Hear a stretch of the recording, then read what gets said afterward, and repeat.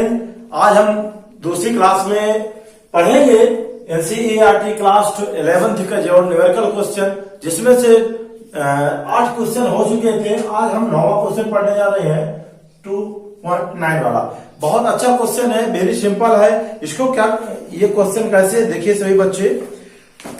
दिया क्वेश्चन में एक प्रतिरोध है R इक्वल टू, क्वेश्चन में ऑलरेडी दिया होगा कि आप अपने बुक को जरूर खोल करके बैठे और अपने पेन नोट्स वगैरह लेकर बैठे। क्वेश्चन में दिया है कि प्रतिरोध एक रेजिस्टेंस है R equal to V upon I, ऐसे क्वेश्चन है। इसमें क्या दिया है कि जहां V equal to value put करा है, V इक्वल टू दिया है 100 प्लस माइनस 5 वोल्ट, और धारा जो दी है I बराबर 10 प्लस माइनस 0.2। ये हमारा क्वेश्चन है, एम्पियर। ठीक है बच्चों, तो R में प्रतिशत त्रुटि निकालना है, वेरी सिंपल है।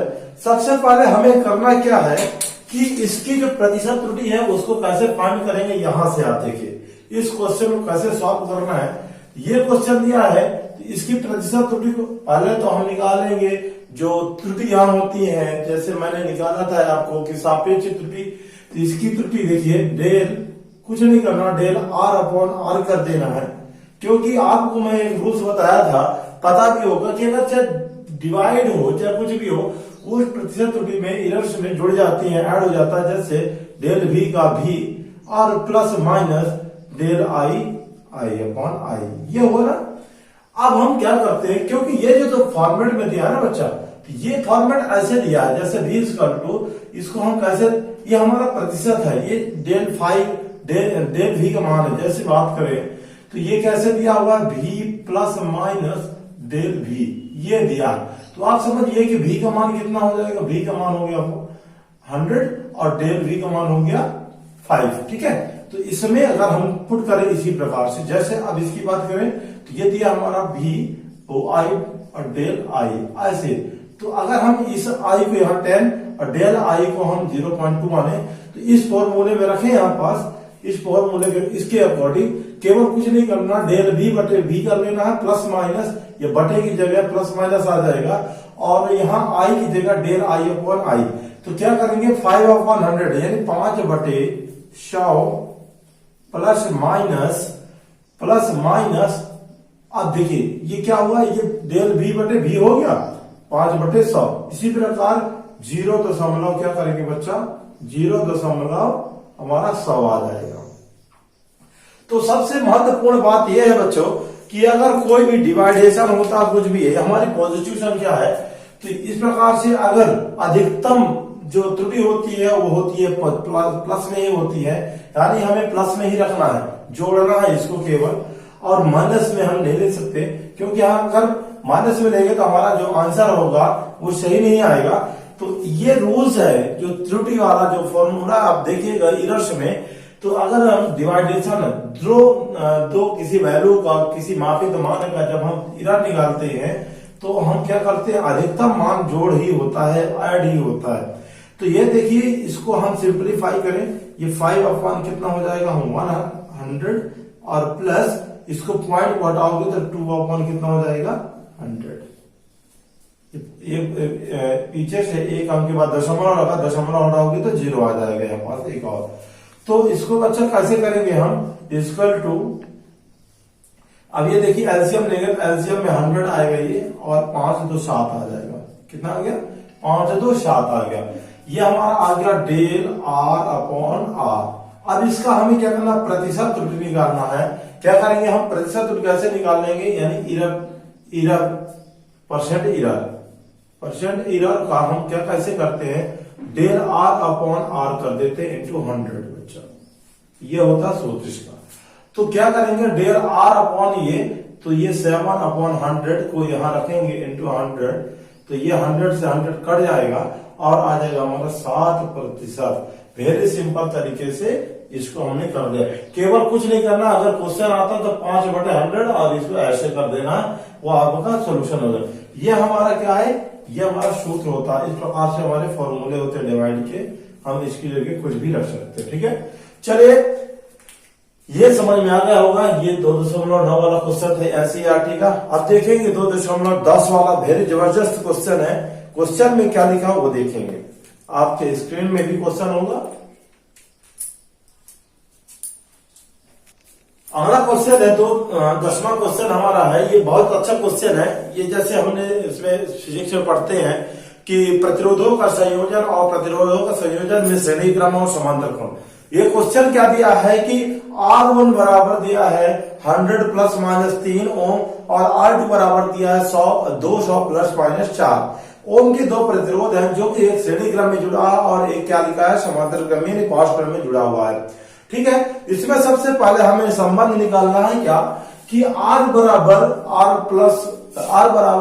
प्लस R2 जो कि श्रेणी क्रम में होता है और समांतर क्रम में जो होता है संबंध ऑलरेडी किताब में दिया है क्वेश्चन में 1/r dash equal to 1/r plus 1/r2 इस प्रकार से दिया है। फिर आगे दिया है इसका del r dash upon r dash square इस प्रकार से और भी दिया है। तो चलिए इसको उपयोग करके हम कैसे इस क्वेश्चन को सॉल्व करेंगे। तो क्वेश्चन यही दिया है आपकी। तो क्वेश्चन ए में सबसे पहले ए नंबर देखेंगे। ए नंबर में हमारा तो हम इसकी वैल्यू पुट कर लेते हैं। R1 इक्वल टू कितना दिया है, R1 इक्वल टू दिया है 100 प्लस माइनस 3 ओम और R2 बराबर दिया है 200 प्लस माइनस 4। ये अलग अलग प्रतिरोध है जिसके ये रेजिस्टेंस दिए हुए हैं। इनकी वैल्यू को हम सबसे पहले हमारा रिलेशन दिया है, संबंध दिया है। ऐसे ये श्रेणी क्रम का है। ये श्रेणी क्रम में इसको रखेंगे कैसे, इसको हम फाइंड कर सकते हैं। तो वेरी सिंपल तरीके से इसको कर पाएंगे। देखिए कैसे करेंगे, केवल इसकी वैल्यू को हम ऐड कर देंगे 100 प्लस माइनस 3 प्लस और 200 प्लस माइनस 4। केवल इसकी देखिए अब यहाँ 100 को जोड़ना त्रुटि, ये क्योंकि त्रुटियां है हमारी, ये 3 त्रुटि है 4 त्रुटि को जोड़ेंगे। ठीक है ना, तो ये 200 और 100 300 हो जाएगा। इसका अलग से ऐसे जोड़ होता है और प्लस माइनस 4 3 7 हो जाएगा। ये हो गया R का मान आ गया, यानी श्रेणी क्रम में इस प्रकार का इसका वैल्यू हो गया। इसको ओम कहेंगे, इसकी मात्रा को भी हम लगाते हैं ओम में। अब बात करते हैं बी नंबर में। बी नंबर का जो हमारा दिया है एक संबंध दिया है बच्चा। इसमें संबंध क्या दिया है कि समांतर क्रम में हमें तुल्य प्रतिरोध निकालना है। कैसे इसका तुल्य प्रतिरोध निकालेंगे समांतर क्रम में, तो सबसे पहले समांतर क्रम का तुल्य प्रतिरोध निकालने के लिए ना वो जैसे दिया है already R dash equal to 1/R1 plus 1/R2 ये समांतर क्रम का सूत्र है।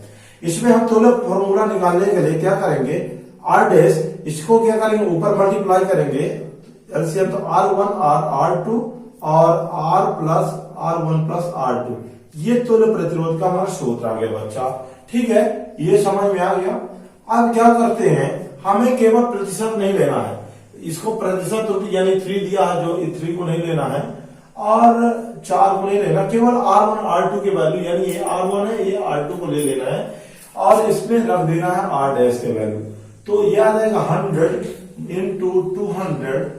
ठीक है बच्चा, और 100 प्लस और 200 इस प्रकार से हमने इसको ऐड किया।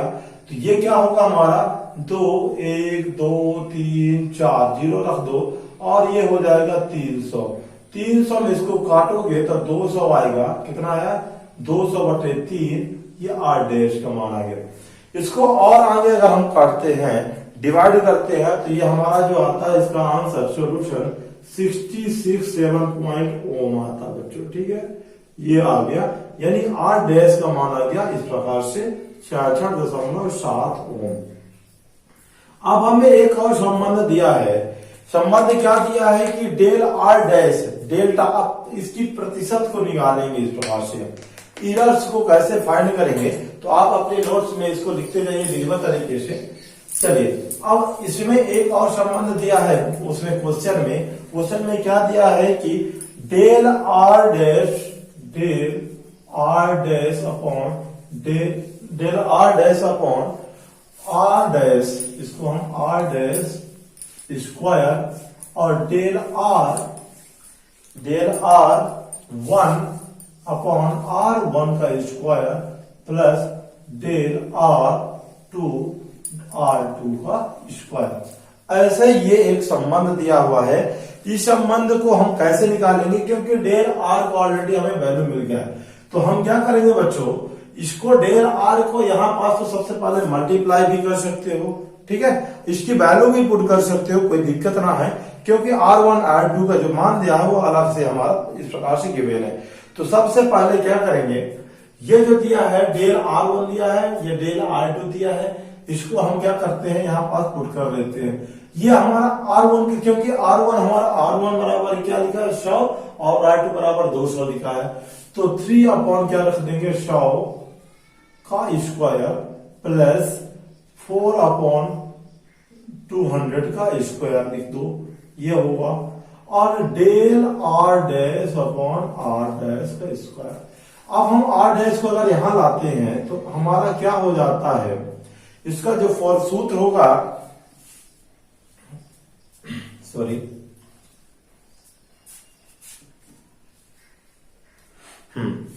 चलिए इसको देखते हैं आगे, क्योंकि R डैश का हमारा वैल्यू मिला है तो इसको हम यहां से तिरके गुणा कर देंगे, यानी इसको यहां से यहां भेज देंगे, तो हमारा आ जाएगा del R dash equal to 3 upon 100 का स्क्वायर प्लस 4 अपॉन 200 का स्क्वायर, और यहां पास आ जाएगा बच्चा ये जो R डैश है ना, यानी R dash square, R dash का स्क्वायर यहां आ जाएगा। तो अब इसको फाइनली हम सॉल्व करें, और सॉल्व करने के बाद देखेंगे कि अगर 3 अपॉन इसमें कितना हो जाएगा, इसको हम सॉल्व करें तो 100 का स्क्वायर प्लस 4 अपॉन 200 का स्क्वायर इनटू, इसको क्या करेंगे बच्चों, देखिए तो यहां पास हम क्या करेंगे, इसको मल्टीप्लाई कर देंगे 66.7 का स्क्वायर, ये कर दिया। या तो हम 22/3 भी रख सकते हैं, क्योंकि कट नहीं सकता, आराम से आसानी से कट जाएगा। तो इसको हम जब सॉल्व करते हैं ना, आप कैलकुलेटर में इसको सॉल्व करके देखिएगा, जब हम इसको सॉल्व करेंगे तो हमारा आएगा 16/9। कितना आएगा 16/9। इसको कैलकुलेट करने में ज्यादा टाइम वेस्ट होगा, इसलिए आप सिंपल तरीके से इसको क्या करना है, 100 का स्क्वायर यानी 10⁴ कर देना है, और 2 × 10⁴ कर देना है, और इस प्रकार से हमारा निकाल आएगा सिंपल तरीके से, ठीक है। अब फिर 66.7 का स्क्वायर आ जाएगा। इसको करने के बाद हमें इसका 9 का भाग दे देना 16 में, तो आएगा 1.8, यानी डेल R का जो मान आया बच्चा, कितना आ गया हमारा, यानी डेल R डैश बराबर आया 1.8। ये हमारा क्या आ गया, R डैश का वैल्यू आ गया। अब इसको हम कैसे प्रतिशत में निकालेंगे, क्योंकि ये हमारा एक अलग आया था मान, और ये आया, तो हमने देखा कि जो उसमें संबंध पूछा है, यानी R डैश का, यानी R डैश का संबंध कितना होगा, R डैश का संबंध कितना होगा बच्चा, तो क्या करेंगे, R डैश बराबर इसको अब प्लस माइनस में जो त्रुटि आई है ना, ये डेल्टा, उसको क्या कर देंगे, जोड़ देंगे, यानी प्लस माइनस 1.8, इतनी हमारी ओम क्या है, त्रुटि आ गई, कह सकते हैं प्लस माइनस इतना आ सकता है, ठीक है। इस क्वेश्चन को ऐसे करेंगे। अगर ये सॉल्व नहीं कर पाते हैं ना, तो सिंपल तरीके से इसको क्या करना है कि 2 बार 100 का मल्टीप्लाई करना है, 200 का 2 बार मल्टीप्लाई करना है, और इसको क्या कर देना है, एलसीएम लेकर के फिर इसमें डायरेक्ट 2 बार इसको मल्टीप्लाई करके भाग दे देना, कट जाएगा, आराम से आ जाएगा, ठीक है। तो चलिए, ये रहा हमारा क्वेश्चन 10वां। एक क्वेश्चन हमारा अभी छूट गया है, जो 8वां क्वेश्चन है, उसको देखते हैं। बहुत जबरदस्त क्वेश्चन है बच्चों। क्वेश्चन दिया है, जो क्वेश्चन एक रह गया था हमारा 2.8 वाला एग्जाम्पल का, इसमें दिए है कि किसी थर्मामीटर में, यानी तापमाप के द्वारा मापे गए 2 पिंडों के ताप है, 2 पिंडों का ताप नापा, क्रमशः T1 बराबर इतना रहा, T2 बराबर इतना रहा। तो हमें क्या निकालना है, तापांतर, उसमें आई त्रुटि निकालनी है, तापांतर कितना है। तो अगर इनका तापांतर निकाले, यानी डेल डैश बराबर T डैश बराबर T2, यानी अंतर T1, ऐसे हम इसका अंतर निकाल सकते हैं। तो अंतर में क्या हो रहा है, माइनस हो रहा है, क्या हो रहा है, इसको माइनस करेंगे, यानी 20 में माइनस कर देंगे। कैसे करेंगे, देखिए सिंपल तरीके से। तो सबसे पहले हम क्या करेंगे कि इसको पहले माइनस कर दें 50 degree Celsius plus minus 0.5 degree Celsius minus, या माइनस लगाइए, और 20 degree Celsius plus minus 0.5 degree Celsius, ये आ गया। अब यहां माइनस लगा है तो हमें क्या है, ये जो वैल्यू है ना, त्रुटि वाले को अलग से जोड़ना है, त्रुटि को और मापित मान को अलग से। तो ये 50 degree Celsius minus 20 degree Celsius, और बीच में प्लस माइनस है, इसके बाद क्या कर देना 0.5 माइनस 0.5 डिग्री सेल्सियस, ये आ गया। इस प्रकार से हमने इसको डिग्री सेल्सियस और 0.5 डिग्री सेल्सियस, तो इस प्रकार से अलग अलग प्रकार से हमारी वैल्यू आई। तो हमें क्या करना है, इसकी तापांतर को निकालने के लिए, यानी जो डायरेक्ट हम क्या करेंगे सर, हाँ ठीक है। तो हमने क्या किया कि इसको देखा कि ये कितना आया हमारा, ये कितना आ गया, ये 50 में से जब 20 को घटा तो 30 डिग्री सेल्सियस आ गया। कितना आ गया 30 डिग्री सेल्सियस, और प्लस माइनस सबसे बड़ी बात है यह है यहाँ पास कि 0.5 और 0.5 दोनों में दिया हुआ है प्लस माइनस में। तो हमें क्या करना है बच्चों, इसको अगर हम माइनस करें तो देखिए कितना आ रहा है माइनस करने पे, 5 में माइनस करा तो 0, लेकिन हमारी जो प्रतिशत त्रुटि ना 0 कभी नहीं आती, यानी या तो प्लस में आएगी या तो माइनस में आएगी। तो हम क्या करेंगे, प्लस माइनस 1 डिग्री सेल्सियस लेंगे इस 0 की जगह, ठीक है ना। इसको हम घटाते हैं तो 0 आता है, बट ये 0 नहीं आता।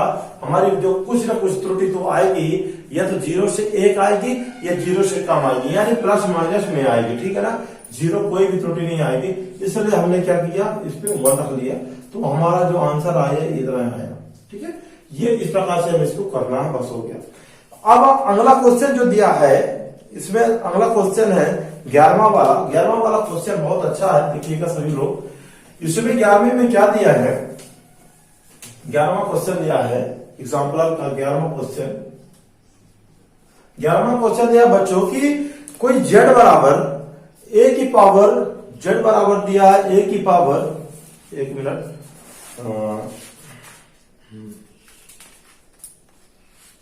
बच्चों 11वां क्वेश्चन है, बहुत अच्छा क्वेश्चन है, इतना सिंपल क्वेश्चन है, क्या बताया जाए। यह क्वेश्चन की z बराबर a की पावर 4, a की घात में 4 लिखा है, और b की घात में लिखा है 1/3, 1/3, और अपॉन में लिखा है c d की घात में 3/2 लिखा है। तो इसको कुछ भी नहीं करना है, जब त्रुटि निकालेंगे ना तो देखिए डेल z/z करेंगे, और इसका भी करेंगे तो घात जो होती है ना, इसका फॉर्मूला देखिएगा आप बुक में, तो 4 ये आगे आ जाता है, और डेल a अपॉन कितना हो जाएगा a, और यहाँ पास ये मल्टीप्लाई में है तो प्लस लगाओ, ये 1/3 है तो 1/3 ऐसे आगे आ जाएगा घात, और डेल b बटे कितना आ जाएगा b। अब यहाँ पास ये डिवाइड का फॉर्मूला, डिवाइड लगा है तो ये भाग b क्या हो जाएगा, प्लस में हो जाएगा, और डेल c अपॉन c हो जाएगा, और यहाँ 3/3/2 है आगे आ जाएगा, और डेल d अपॉन d होगा। इस प्रकार से ये क्वेश्चन ये होगा सॉल्व। केवल इतना ही क्वेश्चन इसमें दिया था कि अपेक्षित त्रुटि हमें कैसे निकालनी है। तो अपेक्षित त्रुटि हम इसको कैसे निकाल सकते हैं, ढेर सिंपल तरीके से इतना है कि 4 गुणा कर देना है और इसकी त्रुटि निकाल। अपेक्षित त्रुटि का जो फॉर्मूला होता है ये होता है निरपेक्ष त्रुटि बटे उसका वास्तविक मान, ठीक है ना। तो ए हुआ, तो ये 4a को आगे लगा करके जो पावर होती है, क्योंकि जब हम उसमें त्रुटियों में देख रहे थे घात में कोई भी घात होती है, जैसे मान लीजिए y बराबर a की घात में m है, तो इसकी जब हम इरर निकालते थे, तो अगर हम ऐसे इरर निकाले तो ये m और डेल a अपॉन a आ जाता है। इस प्रकार से घात आगे आ जाती है, जरूर आप दिमाग में ढाल के रखिएगा। और कुछ भी दिया हो ना, यहाँ गुणा उड़ा दिया हो, भाग दिया हो, सब प्लस हो जाता है, पूरा सब कुछ, चाहे कुछ भी हो, जोड़ गुणा घटाना कुछ भी हो, तो वो क्या हो जाता है, प्लस में हो जाता है, बस हो गया। तो आज के लिए क्लास इतना ही बच्चों, हम मिलेंगे अगली क्लास में और भी क्वेश्चन लेकर के। सो थैंक यू, जय हिंद।